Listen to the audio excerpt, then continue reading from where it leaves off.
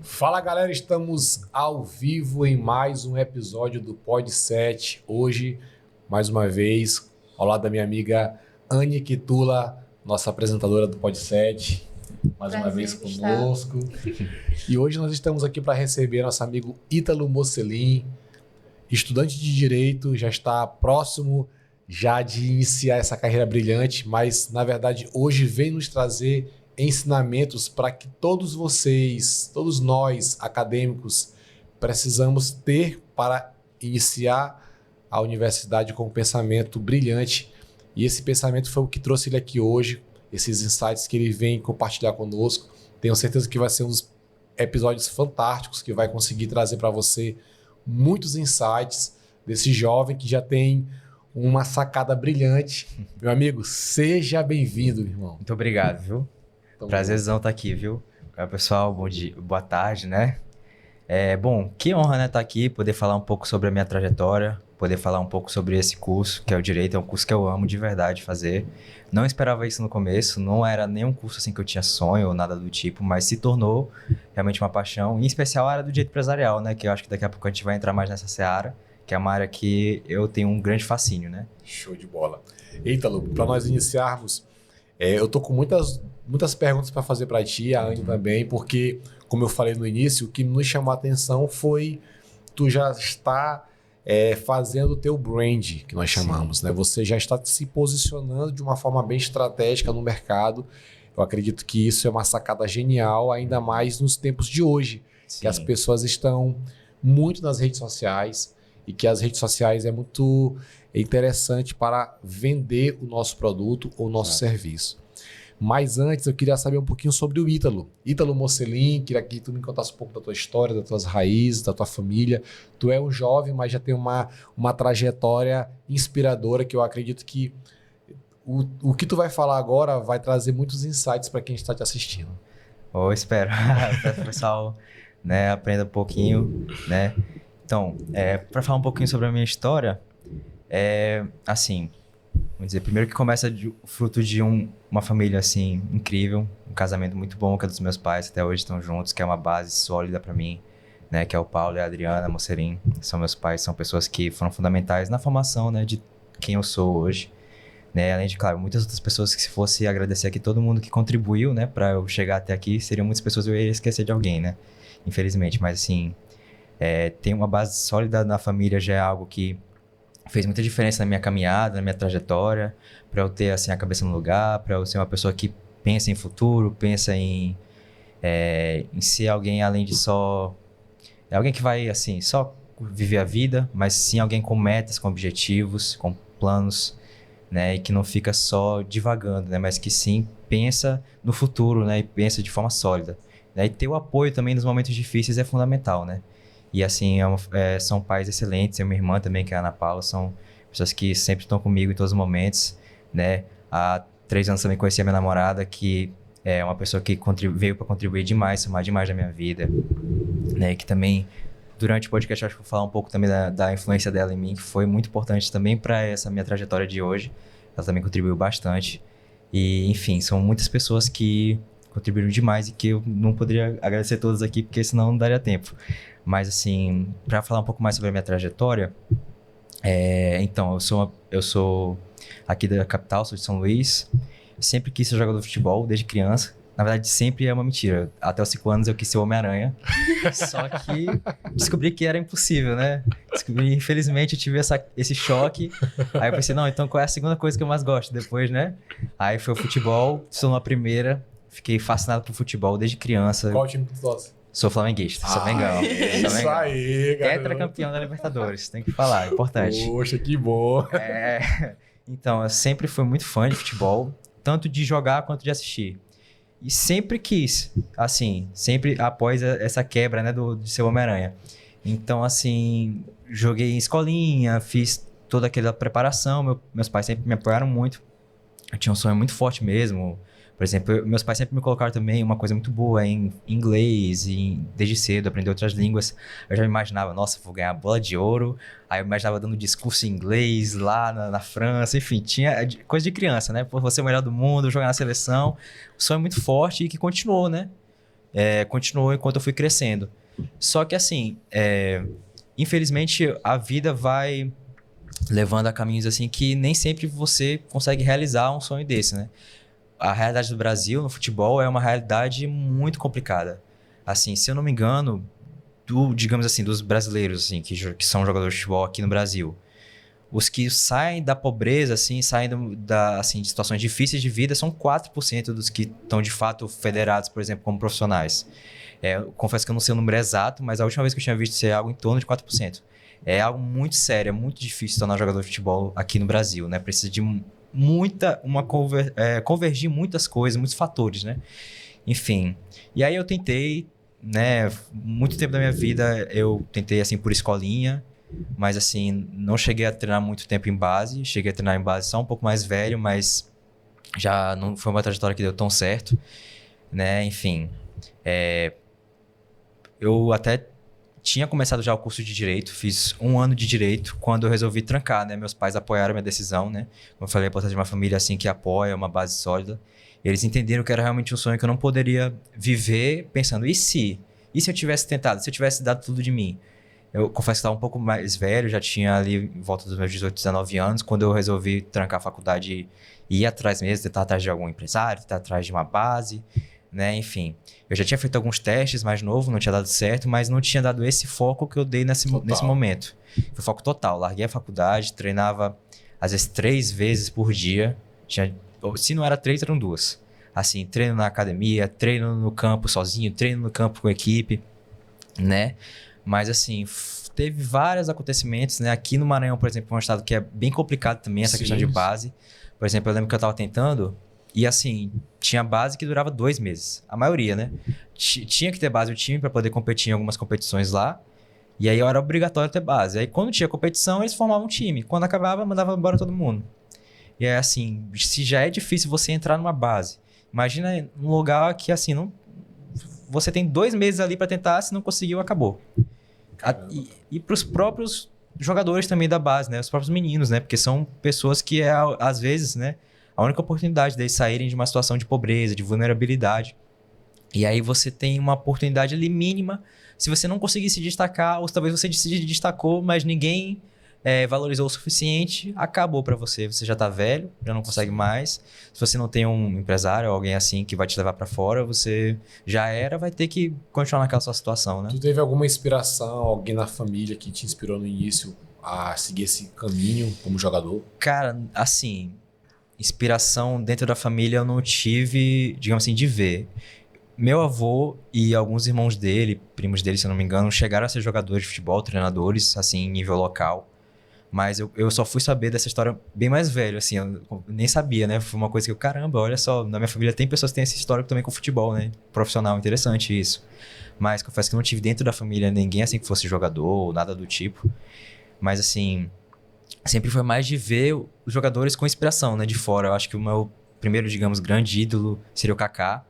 Né? Na época o Kaká, eu acho que jogava no Milan, eu tinha ali por volta de, não sei, uns 6, 7 anos por aí. Novinho olhando o Kaká ali, de melhor do mundo. Assim, gostava do estilo dele de jogar. E assim, assistia muito, nessa época, não só futebol brasileiro, mas até o de fora também, já desde novo. E sempre gostei muito. E aí depois veio o Neymar, né? Que quando surgiu, né? Não tinha um menino que não queria ser o Neymar, né? Fui muito fã do Neymar, assim. Muito, muito, muito. Né? Queria ser ele, assim, queria jogar como ele, né? Lógico, não tinha a mesma habilidade dele, né? O talento dele, assim, é algo, assim, que difícil encontrar outro, né? Mas era uma inspiração pra mim também. Só que, né, como eu falei, diferente de alguns desses jogadores que começaram desde cedo, que tinham um talento assim maior que o meu, evidentemente, né, convergiram vários fatores que fizeram com que eles tivessem sucesso. Eu, infelizmente, não tive, né. Até comentei que talvez se eu tivesse, quando eu era criança, que eu tinha um pouco mais de destaque, se eu tivesse dado uma continuidade ali melhor, mas eu poderia ter tido alguma coisa diferente, algum resultado diferente. Mas assim, era muito criança, não tinha esse profissionalismo, não tinha essa ideia na cabeça, assim. Queria ser, mas não tinha nem ideia de o que precisava fazer para ser jogador. Para mim, estava suficiente. Tinha uma certeza na minha cabeça, não, vou ser jogador, tenho certeza disso. Mas, assim, não sabia o que tinha que fazer de fato, né? E assim, é até difícil você saber, né? Numa idade muito nova, o pessoal da família que não tem também, assim, não tem parentes que são jogadores, também não sabe, assim, muito como é que é esse mundo. Então, natural. Mas, pode falar. Assim, eu fico pensando porque lidar com a frustração de não conseguir um objetivo não é fácil. A gente tem que ter uma inteligência emocional muito grande. Porém, eu sempre sou da tese que é a seguinte: todas as coisas cooperam para o bem daqueles que amam a Deus. É verdade. Até um não que tu recebe, que naquele momento doeu, foi uma frustração, foi uma coisa que marcou, mas até aquela dor, lá na frente ela vai ser de suma importância para que você possa traçar outra trajetória brilhantemente também. Com certeza. Então, assim, naquele momento de frustração, de dor, o que passou na tua cabeça, cara? Bom, confesso que foi bem difícil. É até difícil dizer o que passou na minha cabeça. Eu tinha uma ideia muito de que eu tava fracassando mesmo. Sim. Foi uma época bem difícil. Fico até um pouco triste só de lembrar. Mas assim, graças a Deus tiveram duas coisas que fizeram... Duas coisas, na verdade, três coisas, né, que fizeram muita diferença. Primeiro, foi o apoio, né, dos amigos, da família, né, da minha namorada, que já... A gente começou a namorar mais ou menos na época que eu tava já, digamos, na metade ali dessa fase. E, enfim, já foi um apoio muito importante de todos eles. Teve também terapia, eu fiz terapia pra isso. Foi muito importante também, porque eu tinha essa ideia de, se eu não conseguir... Muitas pessoas sabem que eu tenho esse sonho. Então, assim, não só pra mim, mas o que todo mundo vai pensar de mim? Sou um fracasso? Assim que eu me sentia um fracasso, né? Sim. Isso era algo que muito sério, eu tive que trabalhar, né? Na época eu fiz uma terapia, assim, que ajudou demais, demais. Teve uma coisa que eu nunca esqueço, né? Que o psicólogo, né? Que é o Eudes, né? Que ele falou comigo na época, que assim, eu tinha uma visão minha que era do Ítalo Pelé, digamos assim. Não que eu fosse jogar igual o Pelé, mas assim, que era um Ítalo ideal, que ia ser jogador, que ia pra Europa, que ia não sei o quê. Mas assim... Eu tinha que ter a noção de quem é o Ítalo real. Tinha que ter a noção de que, olha, talvez realmente futebol não seja pra mim e tá tudo bem. Isso não é fracassar, porque fracasso não é você não conseguir. Fracasso é você não tentar. Se você tentou, e assim, tentou, deu tudo de si, foi atrás, como Perfeito, eu fiz, cara. correu atrás. Às vezes não era realmente pra ser, como não era, né, nesse caso, e eu fui descobrir depois o porquê, né, que Deus tinha um plano, né, que aí já tô dando spoiler aí da terceira parte. Da terceira coisa. Mas assim, essa terapia foi fundamental para me colocar a entender que assim, talvez nem sempre todos os sonhos da gente vão ser realizados. Mas não é que por você não ter realizado um sonho que você é um fracasso. Apenas que talvez não teve todas as condições, não teve tudo que poderia ter acontecido que te levaria ao sonho, talvez não aconteceu. Mas porque não era para ser. Não é todo mundo que consegue o seu sonho assim de vida profissional, por exemplo. Sim. Mas o fato de você ter tentado, de você ter dado tudo de si, de ter ido até o final, de ter se dedicado ao máximo, te faz uma pessoa que não é fracassada, bem longe disso. Sim. É uma pessoa que fez de tudo.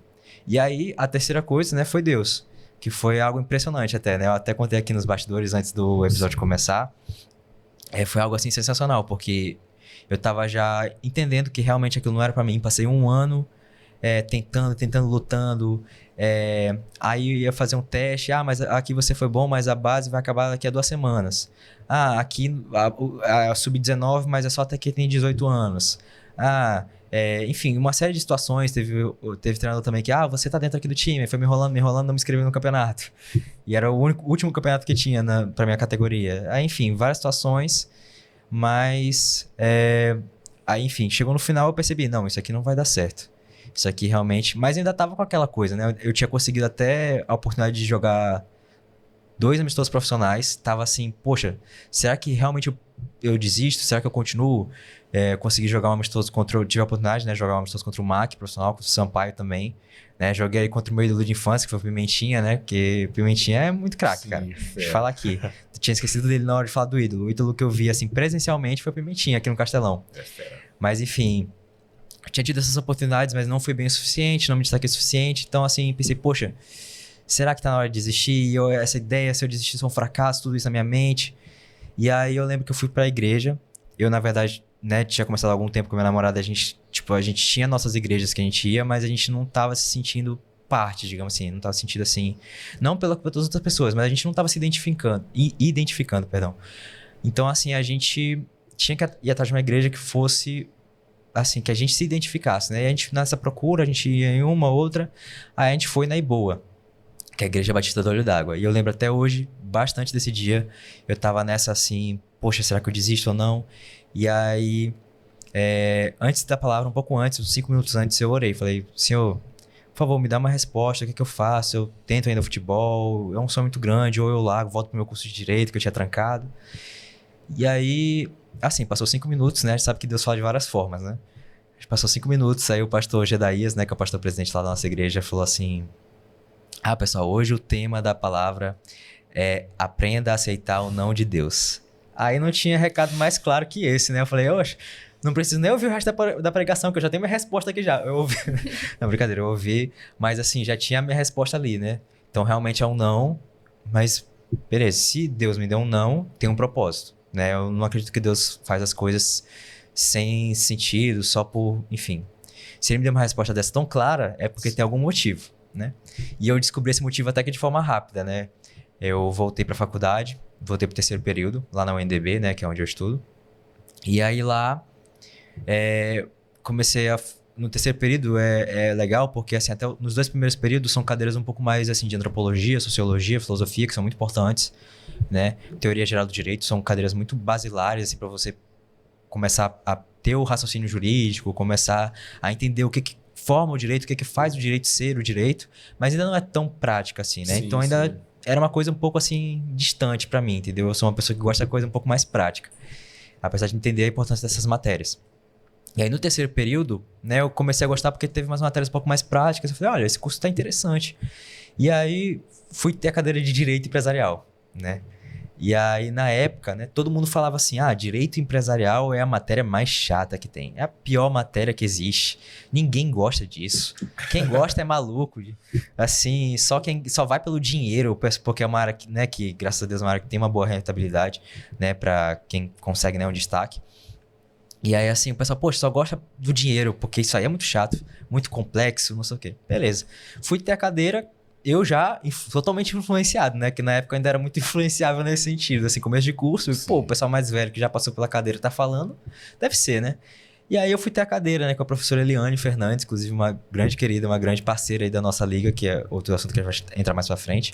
Mas, né, que é uma professora excelente e que, assim, ela apresentou essa cadeira, deu essa cadeira pra gente de direito empresarial, né, teoria da sociedade, enfim, uma série de questões ali basilares do direito empresarial e foi, assim, uma paixão, digamos assim, não à primeira vista, mas, digamos assim, a primeira aula, entre aspas, assim, né?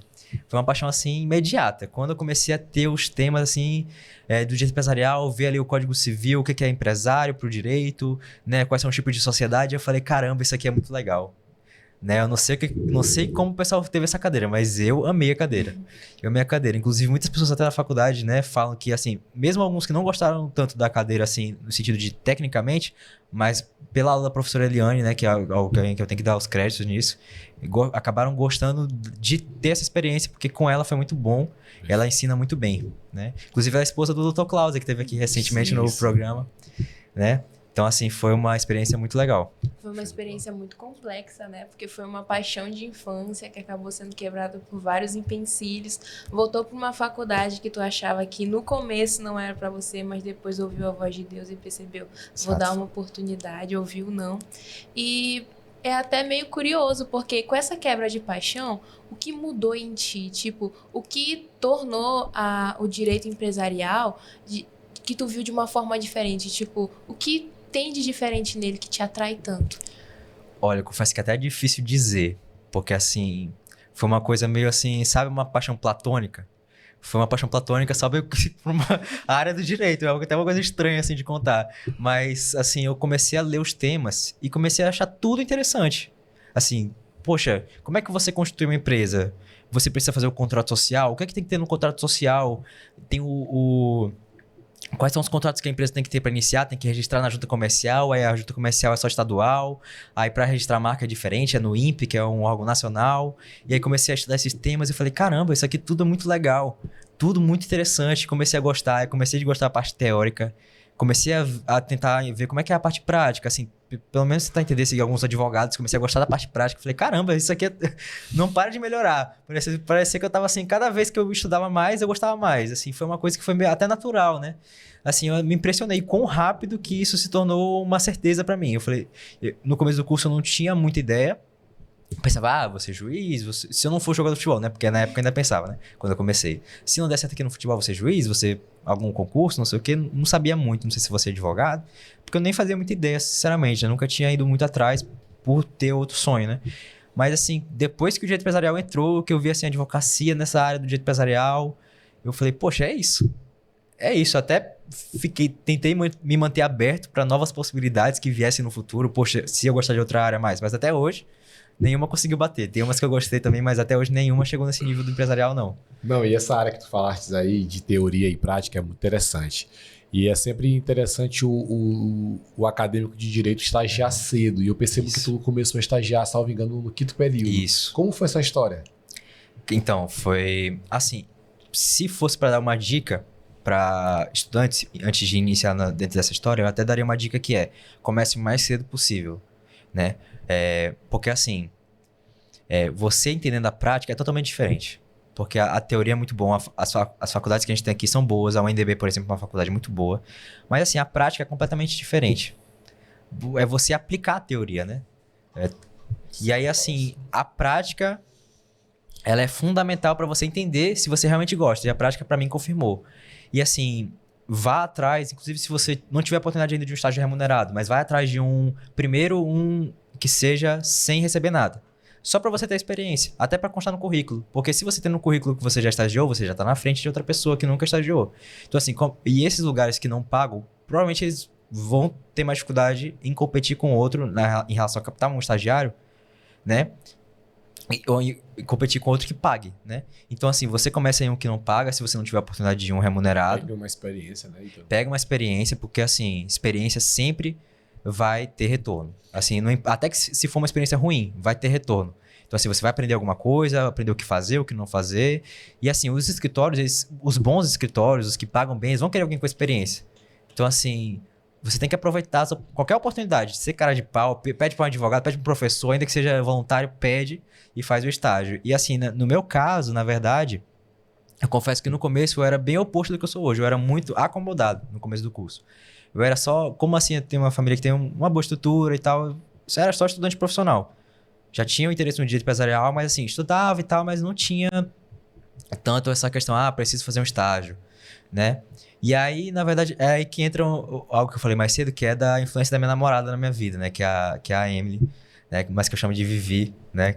Minha princesa. Que ela, assim, realmente foi sensacional, porque eu era muito acomodado nesse sentido. E ela, assim, foi muito firme, assim, olha, tu tem que arranjar logo um estágio, tu tem que fazer alguma coisa, tu tem que começar. Ela me deu essa visão que eu não tinha, entendeu? Eu tinha até a ideia de já fazer o Instagram, que hoje eu tenho, né, que eu falo um pouco de direito empresarial, e assim, trago alguns conteúdos informativos. Eu já tinha essa ideia, eu acho que talvez eu até já tivesse começado, se eu não me engano. Mas assim, ainda era uma coisa muito, estágio, vou esperar e tal. Não, ela falou, vai atrás. E aí ela se mobilizou, falou com família, assim, também dela, pra ver se conseguia me ajudar, assim, sem nem eu saber, né? E assim, aí a irmã dela, mais velha, né? Que já trabalha na área do direito, né? Ela é concursada, confesso que eu não lembro exatamente qual é a função dela, mas ela tinha uns amigos que tinham um escritório, né? Que o pessoal do escritório Almeida Ilba Advocacia, com os quais eu tenho muito carinho, muita gratidão. Foi a minha primeira oportunidade de estágio. E ela falou, olha, eu tenho aqui o namorado da minha irmã, ele tá aqui no estágio, tá aqui no quinto período, vocês têm vaga, aceitam ele? Assim, aí me aceitaram, me receberam, me levaram para ver algumas audiências, foi uma experiência excelente. Né? Era um estágio voluntário, era um escritório, assim, que hoje tá maior, mas quando eu comecei era um escritório muito familiar, era assim, os advogados era o marido e a esposa, e a estagiária era a filha, né, que tinha acabado de entrar no curso. E aí entrou eu, mas assim, o escritório é excelente, eles tinham alta qualidade, isso não muda a qualidade, muito qualificado, mas assim, um escritório que era muito familiar, né? E eu era ali um terceiro que estava entrando, assim, então assim, foi uma experiência sensacional, porque eu pude realmente acompanhar eles muito de perto, porque às vezes em escritórios muito grandes, se você começar, você não consegue acompanhar, assim, o advogado que é o sócio, o advogado que é o dono, assim, em uma audiência, uma coisa lá, assim como é uma história mais familiar no começo, né? Hoje em dia já cresceu. Eu pude acompanhar bem de perto eles ali durante um mês, mais ou menos, que aí foi quando eu tive uma oportunidade, né, de ser indicado para um escritório que era remunerado, né? E para mim, eu estava assumindo alguns compromissos assim, financeiros na época, e aí eu gostava muito de ir lá, mas eu falei, olha, agora eu tive uma oportunidade remunerada e tal, e eu vou ter que aceitar, enfim.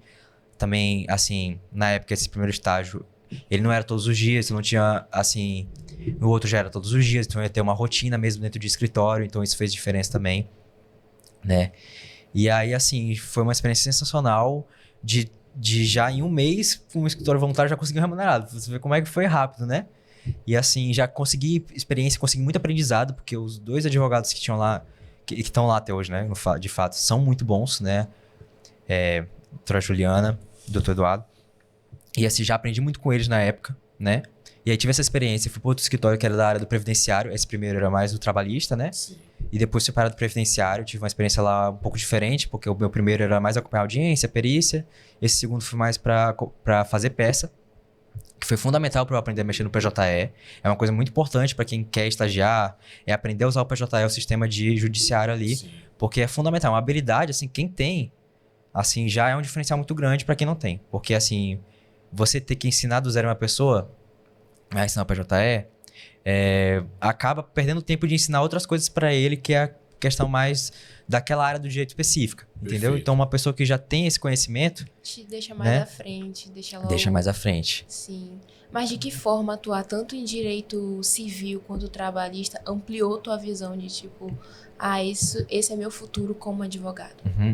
Olha, assim, como o direito empresarial é muito mais voltado para a advocacia, eu já tinha essa ideia, né, de ser advogado. E assim, apesar de não ser exatamente a área que eu queria, mas assim, eu já vi que eu gostava de audiência, de petição, de escrever petição, né, de acompanhar processos. Nesses 2 estágios que eu fiz antes de começar mesmo no empresarial, em termos práticos, já me deram essa noção de que atos ali privativos do advogado, né, que o estagiário pode praticar supervisionado por ele, já era algo que eu gostava, ainda que não fosse dentro da minha área. Então, assim, imagina quando fosse na minha área, aí mesmo que eu ia gostar. Eu já achava interessante fora, né? E assim, querendo ou não, o trabalhista, por exemplo, é uma área que tem muita conexão. Por exemplo, no meu estágio hoje, eu pego também trabalhista, claro, supervisionado, né, pelo advogado. E assim, geralmente defendendo mais a empresa, mas defende também alguns trabalhadores também. E assim, é uma área que tem muita conexão com a empresa, porque é da relação do empregado com a empresa, né? Então é fundamental para quem advoga, por exemplo, para empresas, ter essa noção de trabalhista, ou ter alguém na equipe que tenha, né? É fundamental para quem faz uma assessoria, por exemplo, uma empresa. Fundamental. E aí, assim, eu tive essas 2 oportunidades de estágio, né? Essa primeira, né, no 5º período. A segunda, eu acho que foi no 5º período ainda também, né? Porque foi nesse tempo de um mês e meio, né? Que foi dentro do previdenciário. E aí, assim, eu tive também muito aprendizado, né? Tive muito aprendizado, como eu falei, nessa questão da peça, de ajuizar uma ação ali, protocolar, de fazer uma manifestação, fazer uma petição inicial, enfim, entrar em contato com o cliente, que é outra coisa, assim, fundamental também, você ter esse contato, né? Outro detalhe que eu queria só ressaltar, antes de nós entrarmos aqui na questão da Lademp, isso. Lademp, né? O teu nome, Ítalo Mocelin, é um nome um pouco famoso aqui em São Luís. Tem uma história curiosa. Tem uma história curiosa. Qual é essa história? Bom, então, acho que muitos de vocês sabem que aqui, não sei se já deve ter passado, né? Aqui na frente de um prédio chamado Mocelin Tower, né? Então, o pessoal olha Mocelin Tower, conhece o Ítalo Mocelin, pensa o quê? Esse aí é herdeiro porque, poxa, olha ali o prédio com o nome dele, cara. Só que não é bem assim. A gente tem uma família aqui em São Luís que é, digamos, entre aspas, homônima da minha. A gente tem o mesmo sobrenome, mas não somos, assim, parentes, pelo menos não, assim, de grau próximo. A gente não conhece nenhum vínculo familiar entre as 2 famílias. E nem tem muito contato também entre as 2 famílias, assim. Mas essa outra família, né, que é a dona do Mocelin Tower, né? E aí, assim, uma vez, nesse meu primeiro estágio, né, eu fui lá. Porque teve algum caso que eu fui acompanhar a advogada, ia ter uma perícia lá, né? E aí, enfim, que era com o perito, né? Tinha uma sala lá, perito, assim, questões de trabalho, assim, de doença, saúde, etc. E aí, chegando lá, né? Tem que fazer o cadastro. Você chega num prédio, assim, hoje em dia é um prédio comercial, você tem que chegar na recepção, dar o seu nome, dar o seu CPF e tal, pra você poder subir e dizer a sala que você tá. E aí eu fui falar o nome, né? O meu nome pra atendente. Pra moça da recepção. E aí eu falei, eu sou o Ítalo Roberto Baldez, que eles pediram o nome completo, né? Senão eu não daria, né? Até por uma questão assim, né? Aí ela, não, pediu o nome completo, Ítalo Roberto Baldez Mocelin. Aí ela me olhou assim. Assim, moça, calma, não sou o dono, não. Fique tranquila. Não, não sou eu. Né? Quem me dera, né? Poxa, tem um prédio assim com meu nome. Já montava logo quando eu saísse da faculdade de advogar, montava logo um andar só pra mim ali, de escritório, né? Não, mas assim, brincadeiras à parte, foi uma situação engraçada, né? E que o direito me proporcionou. Eu não teria tido isso se eu tivesse ficado no futebol, tá vendo aí? Foi algo que o direito que me proporcionou, uma risada boa. Show de bola. Vida acadêmica e liderança, LADEMP. Isso. Como foi que surgiu o convite de participar da fundação? Me explica um pouquinho como foi. Cara, então, a UNDB é uma faculdade que tem se fortalecido muito em relação às ligas acadêmicas. É uma característica da faculdade. Eu vejo que poucas faculdades têm tantas ligas quanto a UNDB. Porque, assim, tem uma diferença fundamental entre uma liga e um grupo de extensão, por exemplo, pelo menos na forma como a gente tem lá na UNDB. O grupo de extensão, ele é liderado pelo professor, né? E que é muito bom. Com certeza, tem muitas oportunidades, muita produção acadêmica, especialmente, muita publicação em revistas top de linha aí, da área jurídica. Mas as ligas, elas são gerenciadas, digamos assim, lideradas pelos alunos. Os professores são orientadores, são parceiros que auxiliam demais. É fundamental a atuação do professor. Sem eles a gente não conseguiria. Mas quem faz a gestão é os alunos.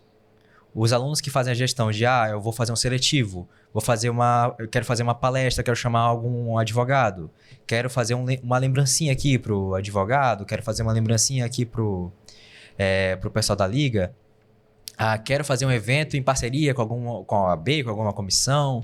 Quero ter uma meta do semestre, que é escrever um artigo científico, publicar. Tudo isso é gerenciado, o calendário, né, a programação do semestre, tudo isso é liderado pelos alunos. Tudo. E assim, hoje a LADEMP, inclusive, é uma liga que é muito forte. A gente atualmente tem um corpo em média aí de 60 ligantes. Nossa. Muitas pessoas. Então, só de equipe, digamos assim, o pessoal da nossa equipe mesmo, atualmente, se eu não me engano, nós temos 15 pessoas, por aí. Não confesso que não lembro o número exato, mas a gente tem muita gente até na equipe. Então, assim, essa questão de gestão já é algo que a gente aprende na liga também, quem está nos cargos assim, administrativos, né? Todo mundo ali que está naqueles cargos. Lá? Hoje eu sou o diretor, mas eu comecei como coordenador acadêmico na época da fundação. Sim. Fui secretário acadêmico e depois virei diretor. Que diretor é o tipo... como se fosse um presidente, mas lá a gente não gosta de chamar de presidente. Porque a gente não quer dar uma ideia de, é um presidente que manda e todo mundo obedece. Não é assim. É muito integrado, né? Vamos ver o que o setor de comunicação, por exemplo, quer fazer. A gente tem, lógico, a gente tá só... Por exemplo, esse semestre eu tive muito com o Davi, que o Davi teve muito à frente desse setor de comunicação que a gente tem lá na Liga. Davi, a gente tem a ideia de fazer... um projeto no Instagram, no TikTok, perdão, que a LADEMP explica, pegar um ligante e ele ensinar um tema de direito empresarial. A gente tem um projeto também de toda a reunião, a gente tem um videozinho, um Reels, pra gente documentar ali aquela reunião, a gente traça algumas metas, mas a gente deixa muito aberto também pra pessoa dar ideias, pra pessoa ter a atitude de ela mesma ir lá e ter a proatividade de fazer projetos. Então se a gente fizer isso aqui, né? E aí eu tenho um parceiro muito grande que é o Luan, que é o diretor da Liga junto comigo, né? Que a gente tem essa noção de que a gente não é o dono da liga, inclusive a gente é passageiro, até porque a gente não estava na direção desde o começo. Então, assim, a gente tem que dar oportunidade também para outras pessoas crescerem e a gente é uma liga que não quer ter isso, de uma pessoa ali à frente, pronto, acabou. A gente quer que todo mundo tenha o seu destaque, né? É uma das coisas, porque a gente quer que todo mundo ali, inclusive os ligantes que não são parte do grupo, da equipe, mas são ligantes, a gente quer que eles tenham destaque também. Tanto que a gente tem muita questão de indicação de estágios, é uma coisa muito interessante também. Porque a liga é algo que no currículo faz diferença. Você está numa liga de direito empresarial, aí você vai para o escritório que trabalha de direito empresarial, a pessoa vê que você tem um interesse naquela área. Vê que você está num lugar que você vai aprender mais especificamente sobre aquela área. Ou pode até ver os projetos e perceber a identidade daquela pessoa Exatamente. Na atuação. E foi assim que tu se destacou, não foi que até virou diretor? Rapaz. Não, graças a Deus. A liga foi criada por 3 caras que são muito parceiros. Né? No início eu conhecia mais o Pedro Rios, né? Mas tem também o Matheus Nina e o Felipe Montenegro. Os 3 são caras excelentes, gosto muito deles. São caras, assim, muito bons também. E eles fundaram a liga. Nessa época, eu tinha uma ideia já de, seria muito legal se tivesse uma liga. Já tinha pensado que talvez ia atrás de algum amigo para criar, mas eu vi que eles estavam criando. Já tinham anunciado que estavam criando. Falei, caramba, vai ter uma liga de direito empresarial, tem que entrar. Aí eu fiz o seletivo, né? Eu conhecia só o Pedro, não conhecia os outros 2. Mas eu conhecia o Matheus, mas assim, muito pouco. A gente estudou assim na mesma escola, mas não no mesmo ano, aí não tinha muito contato. E assim, eu fiz o seletivo ali, entreguei na mão de Deus. Falei, Deus, quero muito entrar nessa liga, porque assim, poxa, tem tudo a ver comigo, é a área que eu quero e tal. E foi, aí eles me deram a oportunidade, né? Gostaram do meu seletivo, o Pedro já me conhecia mais, me deram a oportunidade de ser coordenador acadêmico na época, né? Na primeira diretoria que teve. E aí, a partir daí eu comecei, né? A minha atuação lá, comecei justamente tentando ter essa ideia de ser proativo, de não... Que era uma coisa que era legal, eles não era tudo eles delegavam muito, né? Então assim, eu quero me destacar aqui, então eu tenho a possibilidade de, no meu cargo, fazer os projetos do setor acadêmico, que é de produção de artigos científicos e tal. Aí eu entrava em contato com eu e o secretário, né, no caso, a gente entrava em contato com os professores, entrava em contato com os alunos pra gente poder montar os grupos, poder ajudar eles com temas, poder fazer reuniões especiais fora das reuniões ordinárias da liga só para tratar sobre artigos, né? A gente ajudou a escolher o tema do semestre, porque o tema da liga também seria o tema dos artigos. Então, assim, desde o primeiro período eu estava atuando nessa área aí. Desde o primeiro semestre da liga, né, na verdade. Sim. Acho que eu tava provavelmente também entre o quinto período, por aí. E aí, foi uma oportunidade sensacional que eles me deram. E ali eu fui com o trabalho, né? Fui tornando alguém de confiança, eles viram que eu estava trabalhando bem, que eu estava desenvolvendo, comecei a participar de outros projetos da liga fora do acadêmico e eles estavam já um pouco mais à frente, né? Inclusive, se eu não me engano, acho que todos eles ou já terminaram ou estão indo pro 10º período agora, se eu não me engano, então tiveram que passar a liga à frente, né? Porque todo mundo gosta muito da liga, é difícil largar, eu confesso que é difícil a gente largar, mas eles deram essa confiança para mim, pro Luan também, que era outra pessoa que vinha se destacando, né? Porque eu entrei nesse período, no período seguinte eu tornei secretário acadêmico e ele se tornou coordenador comigo, né? E nós dois, a gente fez uma dupla muito boa, a gente conseguiu, né, ter uns resultados muito bacanas. E com essa confiança, quando o pessoal foi ter a sucessão, passou pra gente. Falou, a gente vai deixar a liga aqui na mão de vocês, quem sabe que são boas mãos. E aí, a partir de então, foi no início desse ano, a gente começou a ser diretor, eu e o Luan. E tem sido uma parceria de sucesso. Na verdade, no primeiro período que a gente foi diretor, no primeiro semestre, ainda tava o Pedro e o Matheus, a gente dividia um pouco, né? Só que eles foram começando a passar, né? Porque eles não jogaram a gente, digamos assim. Foram passando gradualmente, a gente foi assumindo. E aí no outro período a gente já assumiu completamente, né? Porque eles tiveram realmente que focar em outros projetos. E aí foi sensacional essa oportunidade. A liga, assim, é uma coisa que tem proporcionado tanta coisa na minha vida que eu nem imaginava. Eu tinha uma expectativa muito grande, mas superou muito. Superou muito. E eu tento retornar isso aos ligantes. Tento trazer isso para os ligantes também, né, junto de toda a nossa equipe, da gente...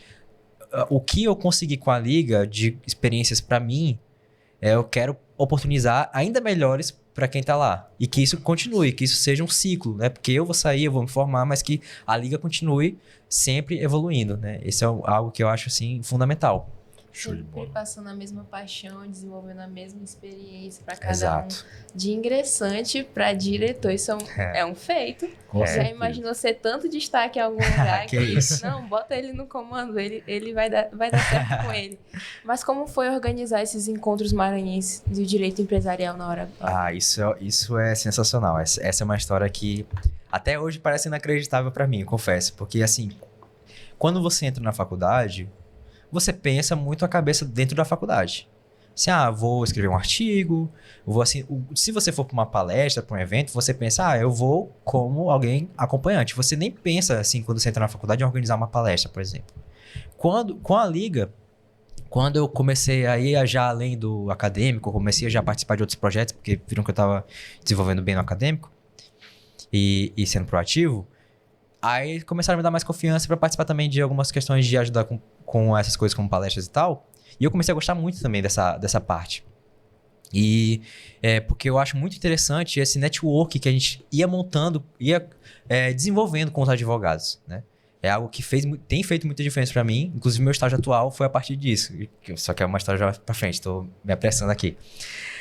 Mas, assim, eu comecei a gostar demais porque eu via como isso era positivo. Assim, eu, primeiro, gostava de ver que eu ajudava a trazer um palestrante interessante com um tema interessante e que isso despertava interesse no pessoal da liga e que, ao mesmo tempo, não só eu, mas a equipe toda da liga conseguia um contato com esses advogados, conseguia esse network e conseguia, além disso, criar uma relação, por exemplo, para indicar estagiários, uma relação assim para você ser visto como alguém...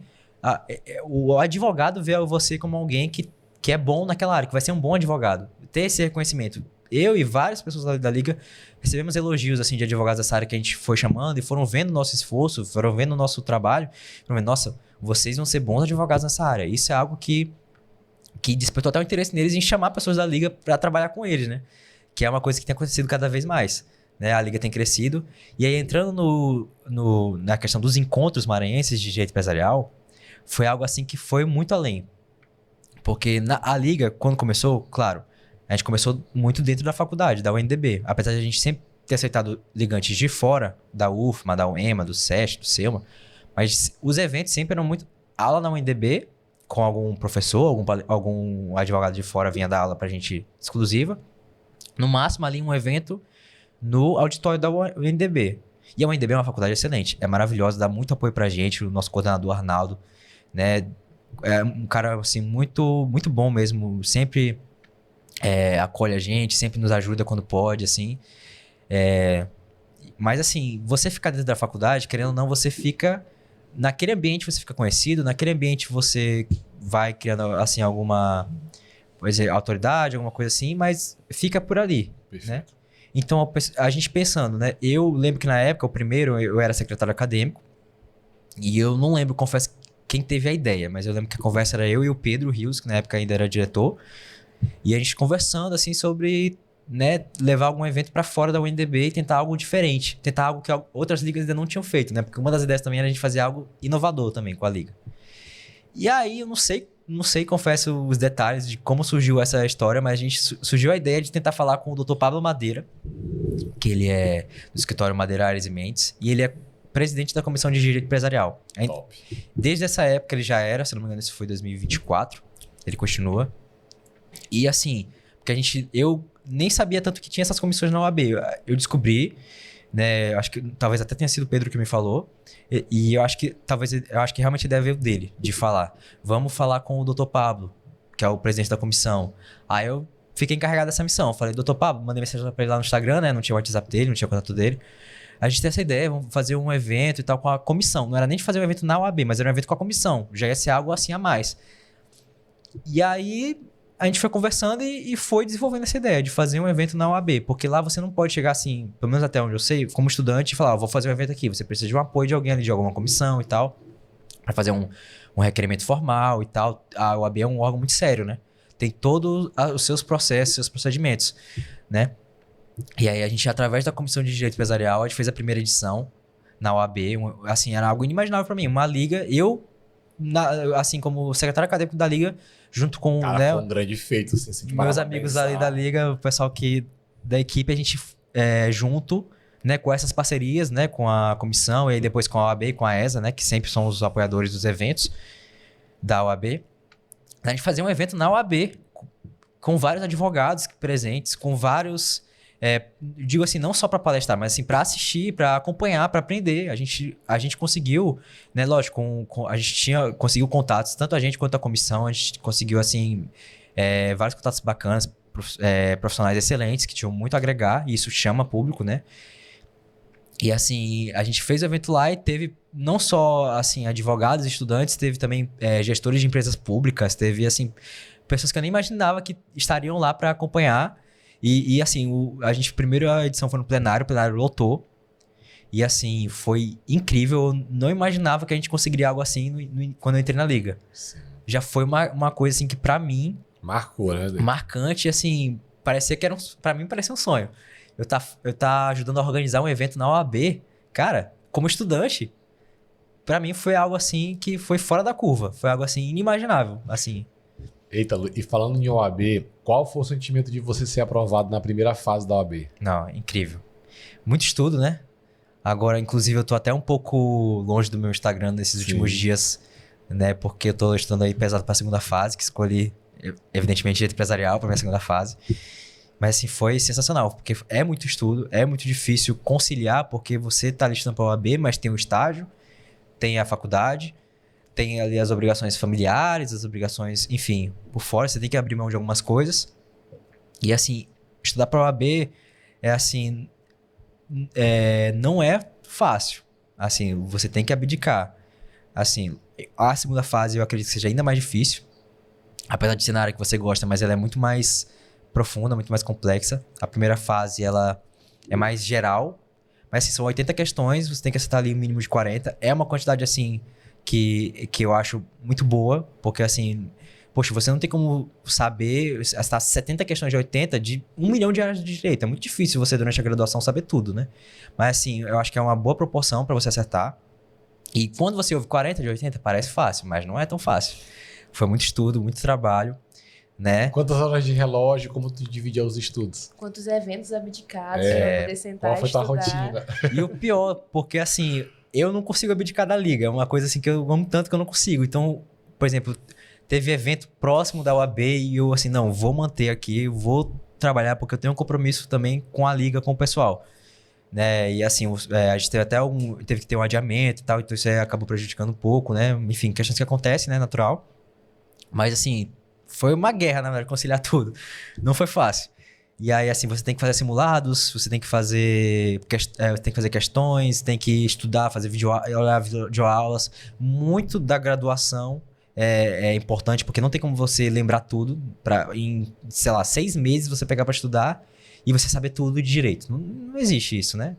Porque, assim, a graduação é fundamental. Então, assim, eu tenho sido uma pessoa... Eu sempre entendi a importância de cada cadeira. Eu também, claro, com essa visão meio empresarial, assim, entre aspas, eu sempre vendi resumos, então eu sempre estudei muito. Então, para fazer os resumos, para vender... Como foi que tu fazia para vender os resumos? Eu comecei, na verdade, com os resumos de graça, aí depois eu me juntei com 2 amigos e a gente começou a vender resumos, porque como às vezes fica muito corrido, infelizmente nem sempre dá pra fazer o resumo de toda a matéria sozinho. Aí eu acabei me juntando com alguns amigos e a gente vende ali na nossa sala, vende ali pra pessoas ali de períodos que estão antes da gente, pessoas de outras salas do mesmo período. Caraca, que sacada massa. E aí assim, valor assim pequeno, né? Porque estudantes, né, e tal. A gente Mas já sabe é bom que- pra poder, além de vender, estudar, reforçar o estudar. conhecimento. Porque eu já fazia o resumo pra mim. Eu sempre fui de estudar fazendo resumo. Então eu falei, e se eu vender? Né? Não vai fazer diferença, assim, digamos, em termos de trabalho, porque eu já faço pra mim. Eu vou começar a vender. E aí me juntei com meus amigos ali, o Juan e a Gabi, e que a gente era da mesma sala na época, hoje em dia a gente não é mais na mesma sala, né? Enfim, eu mudei pra noite, o Juan também, a Gabi ficou à tarde. Mas a gente começou a vender e o pessoal começou a gostava muito.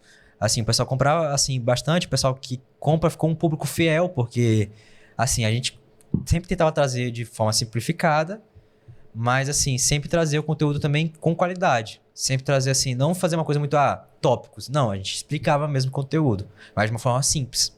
Pra pessoa conseguir ler também, não precisar se matar de ler antes da prova. Porque a gente sabe que muita gente estuda muito em cima da hora, né?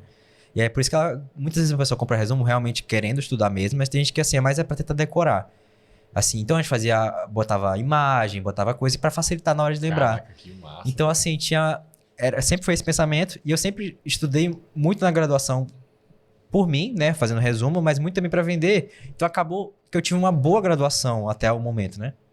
E isso pesou muito também na hora da primeira fase. Porque como são de várias matérias, geralzão, assim mesmo, de tudo.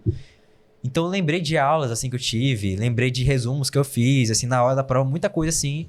Claro, o estudo também foi muito importante nas vésperas, assim, eu acabei optando pelo curso CIS, que eu tô fazendo ainda também na segunda fase, é um curso muito bom. E, assim, teve questão também que o professor deu na revisão de véspera lá, foi uma série de fatores que foram se somando, né? E aí foi muito gratificante, né? Saber que eu fui aprovado na primeira fase e poder já ter essa certeza. Agora é focar na segunda. Agora é focar porque, assim, quanto mais cedo, né, você conseguir tirar a carteira. É lógico, você tira a carteira só depois de graduado, mas assim, você tem a certeza que quando eu me formar eu vou ter a carteira, já é uma certeza profissional, né? Se, por exemplo, quem já tá em um estágio em que você tá bem, você tem tido um bom desempenho, sabe que a chance de você ser contratado para ser advogado assim que você terminar a faculdade e pegar a carteira é muito maior. Porque quem não tá estagiando, quem tá assim por fora, para você conseguir um estágio, acabei de me formar, é muito mais difícil, você tem que correr atrás muito. Quando você tá num lugar que você já tá ali bem visto, você já tá ali entregando resultado como estagiário, e tem, lógico, tem a capacidade financeira do local, sabe que nem todo local vai conseguir contratar direto, mas se o local tá te dando essa oportunidade, te vê como um bom ativo, se você consegue logo, assim que você acaba a faculdade, você já tá formado, já pega logo a carteira, você já começa a trabalhar como advogado. Sim. Já é uma diferença muito grande para quem quer, por exemplo, começar cedo, para quem quer tanto a juntar patrimônio, né? Porque a advocacia é uma profissão que Não começa assim tão grande para todo mundo, mas é muito escalável. Mas também para você já ter a experiência logo de advogado, né? Que faz muita diferença justamente para você escalar mais rápido, né? Com certeza. Com certeza. Ítalo, e como foi que tu entrou no atual escritório que tu estás hoje? Como foi esse processo? Hoje eu estou no escritório Góes Advogados. Lá a gente trabalha com empresarial, civil, trabalhista, imobiliário, né? Muitas áreas mesmo. É uma história incrível, eu gosto muito. E assim, eu estava antes estagiando também no escritório muito bom, chamado Galvão Leonardo Advocacia. É um escritório que tem um foco um pouco diferente, um escritório um pouco mais de massa, digamos assim. Tem contratos com grandes empresas, então era uma experiência muito bacana, fazia muita audiência como preposto, fazia muita análise ali de processos, mas pegava muitos processos específicos, assim, digamos, de uma empresa grande. E aí passei para um outro escritório, que é um escritório que tem que é o Góes Advogados, que é um escritório que tem um estilo diferente, que é um escritório que atua com várias empresas em vários segmentos, né? Então eu peguei uma experiência um pouco mais ampla nesse sentido. E aí, assim, eu tinha uma oportunidade de mudar de área até dentro do meu escritório anterior, que eu amava esse escritório. É um escritório, assim, cara, gestão de pessoas, escritório Galvão Leonardo é, assim, top. É uma coisa, assim, absurda. Os aprendizados que eu tive lá de gestão de pessoas, tive vários aprendizados, não só com isso. Assim, tive aprendizados de processo, tive aprendizados, né, na questão do direito, defesa de empresas, foi meu primeiro estágio com direito empresarial em si. Sim. Mas, assim, gestão de pessoas lá é algo, assim, que se sobressai, assim, ao extremo. O trabalho das doutoras Lucimeire e Lucileide é sensacional. Se tu pudesse compartilhar um desses aprendizados, qual seria? Cara, lá eles fazem de tudo pra você gostar de onde você trabalha. Ser um ambiente bom. Lá, por exemplo, todo mês... Isso começou até depois que eu saí. Essa parte das festas de aniversário, comemorando todo mundo, né? Mas assim, já tinham várias outras coisas. Você faz um aniversário, aí sempre tem alguma coisa que eles fazem pra você, uma mensagem personalizada, te dão um dia de descanso. Você precisa fazer uma viagem para uma questão pessoal, para uma questão de estudo, de um evento, um congresso, você avisando com antecedência, sempre o pessoal muito compreensivo. O pessoal assim, que sempre quer ver você se desenvolvendo e você não sendo só uma engrenagem, mas sendo uma pessoa ali dentro. Uma pessoa valorizada. Valorização de pessoas lá dentro é algo fundamental e algo que eu levo assim para mim, para minha vida. Assim, com certeza, se eu tenho o interesse, né, que eu tenho de empreender, seja na advocacia, seja fora, eu levo esses aprendizados de gestão de pessoas de lá. Porque, assim, é um escritório muito grande. Se eu não me engano, tinha mais de 70 colaboradores. Bastante. Assim, entre estagiários, advogados, pessoal da limpeza, pessoal da recepção, RH, muita gente. E eu não via uma pessoa reclamar de lá. É muito difícil isso. Você pega uma empresa grande... Eles possuem uma cultura acolhedora, então cultura acolhedora. Boa demais, né? Exatamente, cultura acolhedora. Você se sente bem lá. Você se sente acolhido. Se você tem uma dúvida, o pessoal vai parar, vai te... Lógico, né? Claro, não em situação urgente, mas assim, o pessoal vai te parar, vai entender a tua dúvida, vai entender a tua dificuldade, vai realmente sentar ali para te ajudar. O que você precisa de ajuda aqui? O pessoal lá é muito calmo para explicar, por exemplo, para um estagiário, para alguém que... Porque ele sabe que o estagiário ainda tem que aprender. Não é alguém que já sabe tudo, né? O advogado já no começo de carreira já é alguém que não sabe tudo. O advogado já há muitos anos já não sabe tudo. Imagina o estagiário. Então eles entendem que você vai ter dificuldades, você vai ter... E todo mundo que trabalhou comigo lá, todo mundo sempre foi muito solícito. Sempre foi pessoas que se eu precisei de alguma ajuda, se eu tinha uma dúvida, sempre foram pessoas que sentaram comigo. Não, é assim, assim, assado. É assim que você faz. Não, é desse jeito. Ó, porque isso tem isso aqui. Sempre me estava com calma, com muito carinho. Sempre fui muito bem tratado por todos ali. Não tinha uma pessoa de nariz empinado, uma pessoa grossa, uma pessoa assim. Todo mundo gostava de estar ali trabalhando um com o outro. Pelo menos essa era a minha visão, né? Sim. E eu conversando com várias pessoas, todo mundo que eu conversei sempre também gostou muito. Ver pessoas como pessoas e não como máquinas. Exatamente. Até Gustavo falou uma vez pra mim, trabalhe como que gosta, que todos os dias vai parecer que você nem tá trabalhando. Exatamente. Exatamente. É um ambiente bom de se conviver. Sim, não, com certeza. Aí quando você tem essa cultura, você faz com que as pessoas elas performem mais. Exato. Eu falo muito sobre esse tema de cultura empresarial nas empresas e eu percebo que uma cultura, toda empresa tem cultura. Até aquela empresa que nunca se importou em formar uma boa cultura, ela tem algum tipo de cultura. Às vezes é uma cultura boa, às vezes é uma cultura tóxica. E quando a empresa tem uma cultura tóxica, ela reflete no colaborador, ela reflete na equipe. Eu sempre brinco que às vezes uma equipe tenho um potencial de atingir 100% em tal área, mas eles atingem 50%. Por quê? Porque eles estão doentes emocionalmente. Sim. Muito pela cultura tóxica que não deixa o desenvolvimento do colaborador. Exato.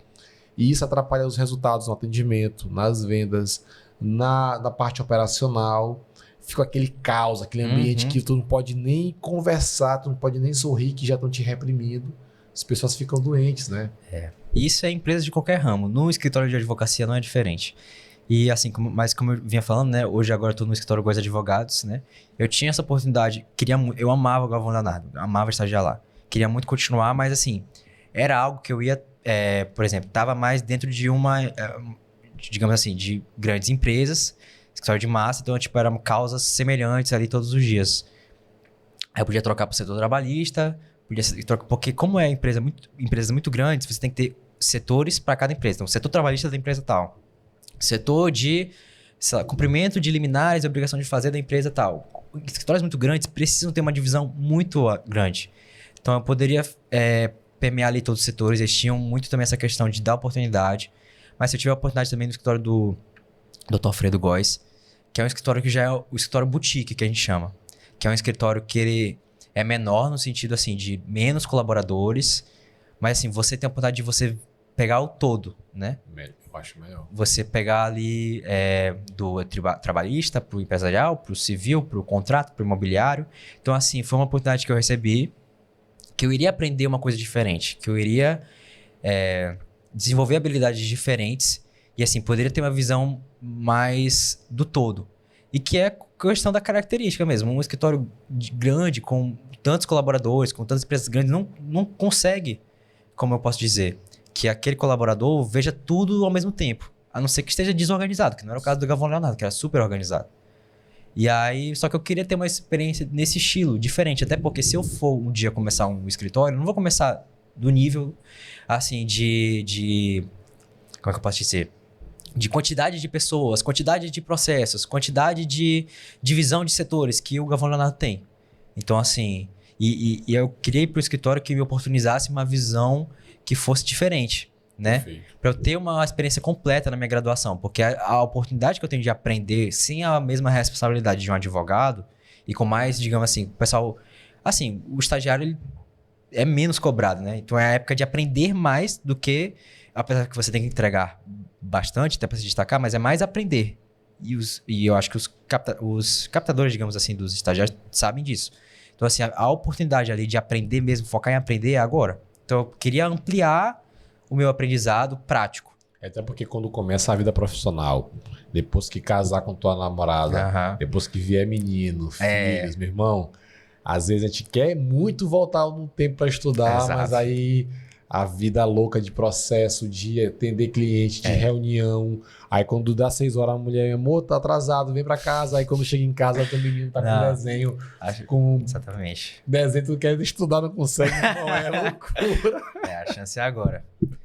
Meu amigo, quando o podcast é bom, a hora passa que a gente não percebe. É verdade. E eu tenho milhares de perguntas aqui. O bom é que nós vamos continuar depois, mais outro episódio. Eu tenho, por exemplo, que eu quero saber no próximo episódio, a diferença de um PJ para um CLT, que é uma dúvida que eu tenho, que eu sei que tu pode tirar. Eu tenho outras dúvidas, mas só que já passou 1 hora de relógio. Caramba, nem E percebi. essa dúvida que eu tenho, que você tem, você como empresário, nós vamos tirar todas elas no nosso próximo episódio. E eu queria que tu mandasse um recado, se tu pudesse voltar o tempo e falar para o Ítalo do primeiro período. Aquele Ítalo que estava ainda com incertezas, aquele Ítalo que estava com medo, aquele Ítalo que estava sem saber o que seguir, o que fazer. E hoje, cara, assim, não é porque eu tô na tua frente não, mas tu é um ótimo profissional. Obrigado. E tem uma palavra na Bíblia que diz: todas as coisas cooperam para o bem daqueles que amam a Deus. Até quando uma porta se fecha, que a gente se entristece, a gente se frustra, lá na frente nós vamos entender que foi a melhor coisa aquela porta ter sido fechada na nossa vida. Então sempre te olho como vencedor, te olho como um vitorioso, sabe? Tu tem sido protagonista, cara, numa área que poucas pessoas conseguem ser. Tu tá conseguindo revolucionar a área do direito com muita humildade, com uma sacada incrível, com insights maravilhosos. Portas estão se abrindo. Então, às vezes, a gente fica, poxa, por que não deu certo? Por que não deu certo? Por que não deu certo? e quando na verdade Deus tem abrido uma porta tão gigantesca na nossa frente, onde talvez lá tu seria mais um, aqui tu tá sendo protagonista. Lá talvez tu não conseguiria resplandecer tanto a luz e o brilho de Jesus como tu tem feito hoje. Então, assim, eu acho que é sempre agradecer, até quando uma porta se fecha, quando a gente não consegue compreender naquela hora, mas lá na frente a gente entende tudo. E quero te parabenizar e queria que tu pudesses mandar um recado pro Ítalo, se tu pudesse voltar ao tempo, é claro, pro Ítalo do primeiro período, aquele Ítalo 18 anos, 19 anos? Por aí. Que se pudesse mandar um recado para aquela câmera Claro. ali, o que tu falaria para ele? Bom, primeiramente, Gustavo, queria agradecer as suas palavras, sim. Fiquei até emocionado aqui. Glória a Deus, cara. Realmente foi muito gratificante que a experiência aqui no podcast também. Agora, se eu fosse falar pro Ítalo, eu falaria do passado, né? Eu falaria para ele confiar em Deus, primeiramente, confiar na vontade de Deus, né? Que ele fosse atrás do sonho, porque assim, se eu não tivesse ido atrás do futebol e não tivesse não tivesse acontecido tudo o que aconteceu, eu não seria quem eu sou hoje. Não teria tido esse mesmo desenvolvimento como pessoa. Não teria esse mesmo entendimento. Então eu falaria pra ir atrás. Não falaria assim, não vai que não vai dar certo. Pelo contrário, não viva com a dúvida. Vá atrás do seu sonho. Se não der certo, entenda que Deus tem um plano pra você. Confie, continue, tem um futuro brilhante guardado pra você. Você tem construído muita coisa. E com a graça de Deus, com o apoio de toda a sua família, da sua namorada, dos seus amigos, de tantas pessoas, né? Você tem tido tantas oportunidades incríveis, tantas coisas que você nem imaginava, que se tornaram sonhos e que você tem realizado. Um sonho não foi realizado, mas outros surgiram e têm sido cada vez mais realizados. E assim, é uma mensagem que eu deixaria pra ele. Eu tenho até um post interessante, mais ou menos nessa pegada, lá no meu Instagram, que é um post que eu faço pra o Ítalo criança. Foi um post de Dia das Crianças, que era justamente sobre essa questão do futebol. O Ítalo do presente na época, já faz um tempo isso, falando pro Ítalo criança o que ele ia achar, né? De eu não ter conseguido no futebol, eu agora tá querendo direito empresarial, querendo ser advogado. O que eu ia achar? E esse post eu trato justamente dessas questões, né? De confiar, assim, entender que o futuro vai ser brilhante, entender que, assim, você vai fazer algo que você gosta, mas que você, ao mesmo tempo, não precisa ter vergonha de você, não precisa achar que você fracassou, que você falhou. Você fez tudo o que pôde. Só que o plano de Deus pra você era outro, e era incrível, e você só não sabia ainda. Acho que era basicamente essa ideia que eu trouxe naquele post. Eu traria para o Ítalo do passado também do início do curso. Eu acho que é uma mensagem que serve pro Ítalo criança e pro Ítalo do curso. Glória a Deus. Cara, eu também que acabei me emocionando aqui. Até essas palavras tuas aí até me arrepiei aqui, porque quando a gente vê o agir de Deus, cara, o agir de Deus é grande. Deus é maravilhoso. Não vou falar mais para não me emocionar, mas assim, parabéns pela história. Obrigado. Eu tenho certeza que a nossa parceria só tá no começo e que esse nome Mocelin, que hoje está estampado no hotel, futuramente vai ser muito mais conhecido mais pela pessoa que está levando, né, o propósito dela a sério, fazendo o trabalho com muito amor, com muita responsabilidade, que é você. Que Deus te abençoe. Obrigado. E tamo junto, meu irmão. Tamo junto, viu? Obrigado, Gustavo. Valeu. Obrigado, Anny. Excelente episódio. Muito obrigado. Junto. Valeu, pessoal. Que Deus abençoe. E até a próxima. Valeu! Valeu. Show!